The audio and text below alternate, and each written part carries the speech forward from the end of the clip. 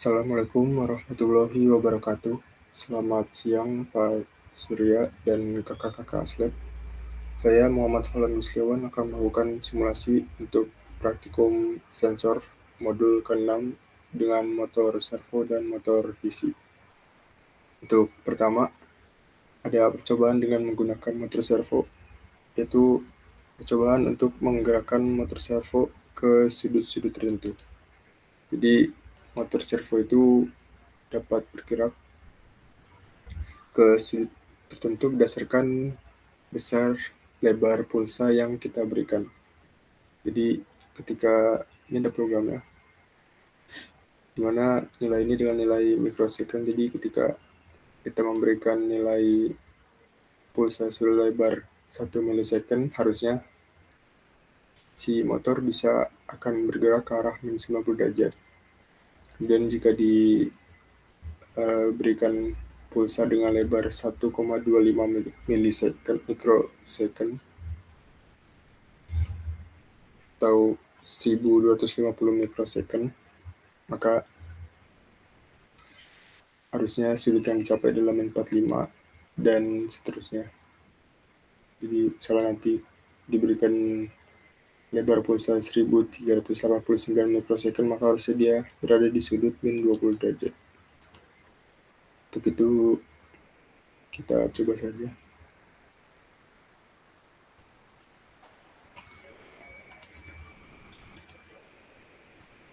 Jadi di 90, dan dia bergerak ke 45, kemudian ke 0, kemudian ke plus 45, kemudian ke plus 90, kemudian ke plus 30, kemudian ke minus 60, kemudian ke plus 15, kemudian ke minus 75, kemudian ke minus 20, dan kembali melakukan pengulangan tadi lagi. Jadi dapat dikatakan benar bahwa motor servo itu dapat bergerak ke sudut tertentu berdasarkan lebar pulsa yang kita berikan. Di mana di program ini lebar pulsanya diberikan dalam orde mikrosecond. Untuk selanjutnya adalah cobaan menggerakkan motor servo untuk sudut lebih dari 360 derajat. Jadi di sini kita coba membuat motor servo bergerak ke sudut 0, 180, 270, kemudian ke 360 kembali.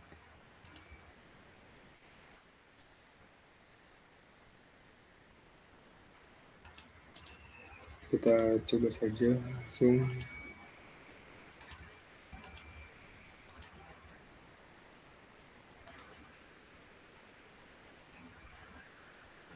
Dari sini terlihat bahwa motor hanya mentok di sudut plus 90 derajat, sehingga motor itu tidak bisa bergerak full putaran sebesar 360 derajat atau lebih. Sedangkan di sisi kiri dia mentok di sudut min 90 derajat. Jadi mau searah putaran jarum jam ataupun berlawanan arah jarum jam, dia akan selalu mentok di plus 90 dan min 90, sehingga motor servo itu dia hanya bisa bergerak sebesar 180 derajat, yaitu dari range-nya plus 90 sampai min 90. Jadi dia untuk motor servo tidak bisa bergerak 360 derajat. Kemudian ke percobaan selanjutnya, yaitu mengatur kecepatan motor servo. Jadi motor servo dapat bergerak itu berdasarkan pulsa yang diberikan oleh microcontroller, dan hal ini adalah Arduino. Jadi berdasarkan lebar pulsa yang diberikan, motor servo akan bergerak ke sudut tertentu. Jadi untuk mengatur kecepatan motor servo, kita bisa memberikan delay antar pengiriman pulsanya, sehingga pengiriman pulsanya bisa kecepatan pengiriman pulsa dari microcontroller ke motor servo bisa kita atur kecepatannya. Misalnya di sini, ini programnya, kita compile dulu.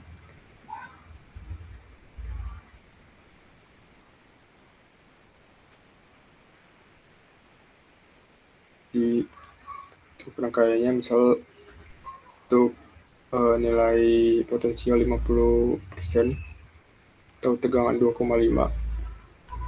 Sini nanti motor akan bergerak ke 90. Sini dia baru mulai menghitung waktunya. Jadi dari 0 akan dihitung waktunya. Dia akan bergerak dari plus 90 ke minus 90, kemudian kembali ke plus 90. Kemudian baru akan muncul waktu yang diperlukan dan kecepatannya. Di mana dalam ketika potensi bernilai 50% atau tegangan masuknya itu dari 2,5, terlihat bahwa motor servo bergerak dengan kecepatan 39,46 derajat per detik, atau waktu yang dibutuhkan untuk bergerak dari plus 90 ke minus 90 dan kembali lagi ke plus 90 adalah 9124 milisecond. Setelah kita ubah ke 75%,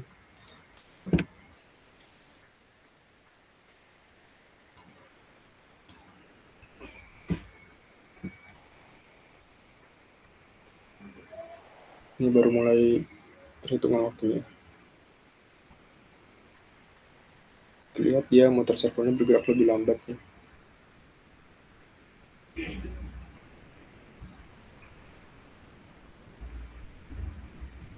Nah, ini didapatkan hasil untuk potensio 75% atau tegangan masuknya adalah 3,75. Terlihat bahwa motor servonya bergerak jadi lebih lambat, di mana kecepatannya itu berkurang menjadi 26,73 derajat per second. Dengan waktunya itu, waktu yang dibutuhkan dari plus 90 ke minus 90 dan kembali lagi ke plus 90 adalah 13.468 milisecond. Dan misalnya jika kita ubah ke 20%, kita jalankan, terlihat motornya bergerak sangat cepat, lebih cepat dari sebelumnya. Dan dari sini didapat kecepatan motor meningkat menjadi 97,46 derajat per detik. Dengan waktunya itu adalah 3.694. Data-data ini nanti kemudian akan dimasukkan ke tabel percobaan di laporan. Jadi bisa dilihat bahwa semakin kecil nilai potensionya atau semakin kecil nilai tegangannya, motornya itu dia bergerak menjadi lebih cepat. Hal ini terjadi karena sebenarnya tegangan yang masuk ini akan digunakan sebagai nilai besar delay pengiriman pulsa. Jadi microcontroller sebenarnya akan mengirimkan pulsa terus menerus gitu, dia mengirim pulsa kemudian mengirim lagi pulsa, dan tiap pengiriman akan dilakukan delay. Nah, besar delaynya itu ditentukan oleh nilai pembacaan potensio ini gitu. Jadi jika pengiriman pulsanya menjadi lambat, maka motor juga akan bergerak jadi lebih lambat seperti itu. Karena ketika pembacaan tegangannya kecil, delaynya makanya kecil sehingga motor bisa bergerak dengan cepat. Di sini ketika 10% motor bergerak sangat cepat. Terlihat dia bisa bergerak 236,53 derajat per detik, dengan waktunya itu cuma butuh 1,5 detik atau 1523 milisecond. Untuk selanjutnya adalah percobaan motor DC.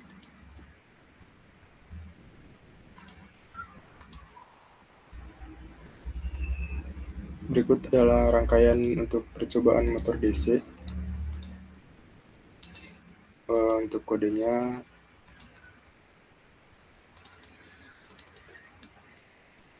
ini adalah kode yang digunakan.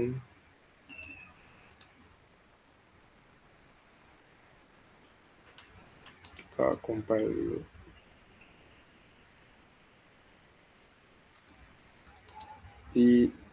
Di sini ada microcontroller. Ini ada switch untuk mengatur arah putarannya antara ke arah jarum jam atau berlawanan. Kemudian ada motor driver L298 dan juga ini motor DC-nya. Di sini dipergunakan motor driver L298 karena mode gerakannya akan diatur oleh si motor driver ini. Jadi untuk mengubah arah putaran ini dibutuhkan motor driver ini. Jadi motor driver ini tuh dalam motor driver H-bridge transistor, di mana fungsinya itu dia akan mengubah polaritas tegangan yang diberikan microcontroller menuju ke motor DC. Jadi nanti untuk mengatur apakah motor DC bergerak berlawanan arah atau searah jarum jam dilihat dari tegangan output yang diberikan oleh si microcontroller. Jadi untuk gerakan yang searah jarum jam, kita buat input satunya tinggi dan input duanya rendah. Untuk gerakan yang berlawanan arah, kita buat input satunya rendah dan input duanya tinggi. Sedangkan untuk hal-hal lainnya kita buat keduanya tinggi, yang mana ketika keduanya tinggi ini akan jadi short circuit, membuat motor tidak bergerak. Langsung saja kita coba. Jadi ketika ininya dua-duanya tidak dihubungkan, motor tidak akan bergerak. Jadi ketika di sini kita lihat motor bergerak searah jarum jam, jadi dia nilainya positif. Ketika kita lepas, dia akan mulai melakukan pengereman, dan ketika kita nyalakan, motor akan bergerak ke arah yang sebaliknya, yaitu ke arah counterclockwise. Sehingga dari sini dapat disimpulkan bahwa benar motor DC itu benar-benar dapat berputar searah jarum jam dan juga berlawanan arah jarum jam.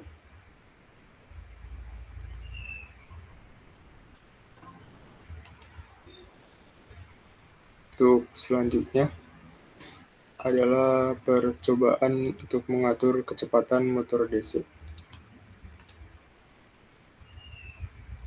Berikut ini adalah rangkaiannya.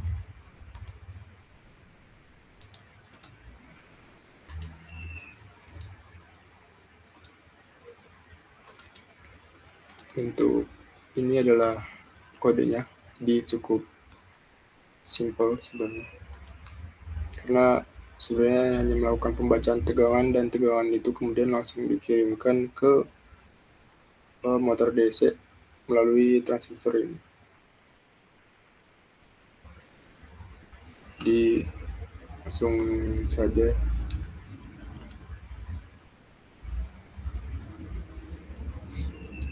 Jadi bisa dilihat ketika tegangan inputnya kecil atau 0,5, motor bergerak sangat lambat, di mana dia hanya bergerak sangat lambat, yaitu 1,5 rpm. Tapi ketika nilai tegangannya kita naikkan, atau misal ketika tegangannya 4,1 volt, kita lihat motor bergerak dengan lebih cepat. Ya, misalnya kita buat maksimum.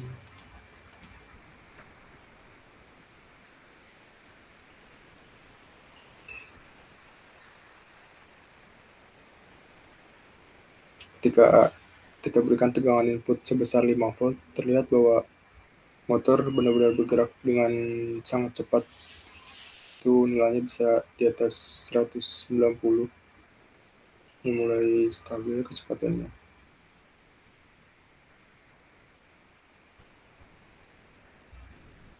Ya, jadi kecepatannya adalah 198. Sedangkan jika kita perkecil tegangan inputnya, itu misal di nilai 2,5 volt, kita lihat motor mulai melambat.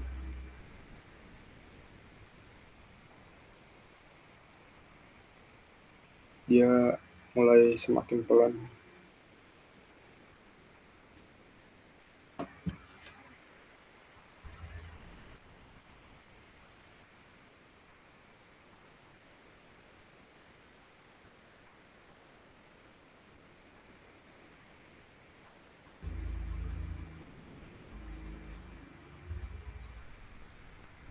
Terlihat bahwa motor mulai stabil di kecepatan sekitar 85-an, 84-an mungkin. Di mana berbeda dengan ketika diberikan tegangan 5 volt, dia bisa mencapai kecepatan 198. Jika diberikan tegangan 2,49, dia mencapai RPM itu hanya 85,1 RPM. Dan jika misal kita kecilkan lagi,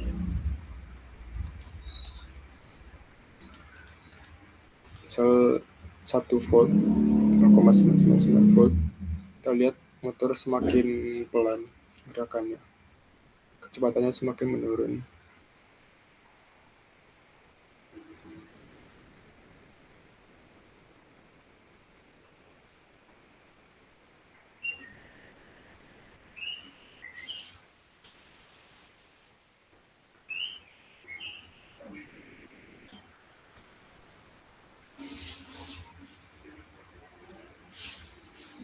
Ini mulai melambat, mulai stabil kecepatannya.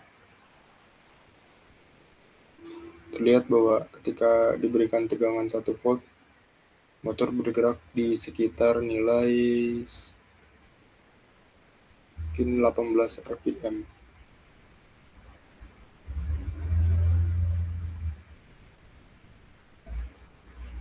Terlihat bahwa ketika tegangannya kecil, maka motor juga akan lambat gerakannya. Sedangkan ketika tegangannya besar, motor bergerak dengan cepat. Untuk selanjutnya ada aplikasi dari motor servo dan motor DC.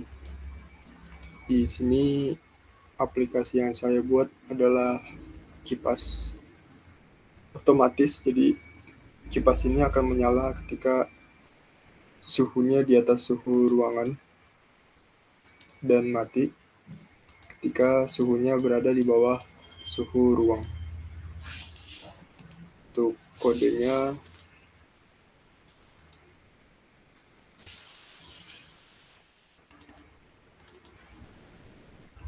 berikut adalah kode untuk aplikasi ini. Kita compile.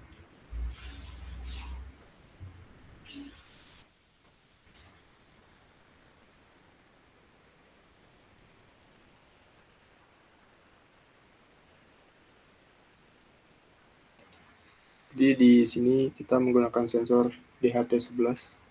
DHT11 itu sensor temperatur dalam bentuk digital, sehingga output yang keluar itu langsung merupakan nilai dari pembacaan suhunya. Kemudian ini ada microcontroller Arduino, kemudian motor servo, motor DC, dan kemudian di sini ada switch-nya. Itu kita langsung saja cobanya. Jadi di sini karena suhu masih di bawah suhu ruangan normal, jadi suhu ruangan normal itu 27 derajat. Jadi karena suhunya masih kecil, maka motor DC-nya mati, motor servonya juga mati, sehingga kipasnya itu tidak menyala, tidak bergerak. Tapi ketika misal suhu dinaikkan,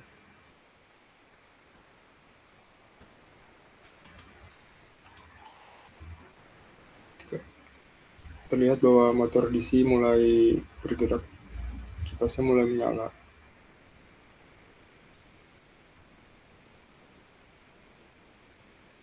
Dan motor servo mulai bergerak ke arah kanan dan kiri. Di motor di sini bergerak untuk menjadi yang kipasnya yang berputar, sedangkan motor servo itu yang menggerakkan kipas ke arah kiri dan kanan. Jadi ketika switch ini tuh berguna untuk menghentikan gerakan motor servonya. Terlihat di sini. Ketika dia menyambung, servonya berhenti bergerak. dan ketika switch-nya diputus dia akan berputar kembali ke kiri dan ke kanan. Ketika disambung dia berhenti lagi dan dia lanjut lagi.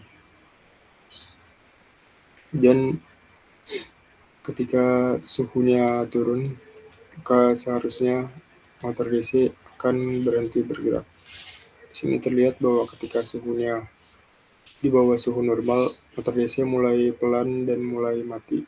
Sedangkan motor servonya juga berhenti bergerak, atau dalam hal ini bisa disebut bahwa kipas sedang mati. Jadi meskipun switch tutup atau dibuka, jika suhunya rendah maka motor servo tidak akan bergerak dan motor DC juga dia akan mati. Kurang lebih seperti itu untuk aplikasi motor servo dan motor DC. Sekian dari saya, kurang lebihnya mohon maaf. Assalamualaikum warahmatullahi wabarakatuh.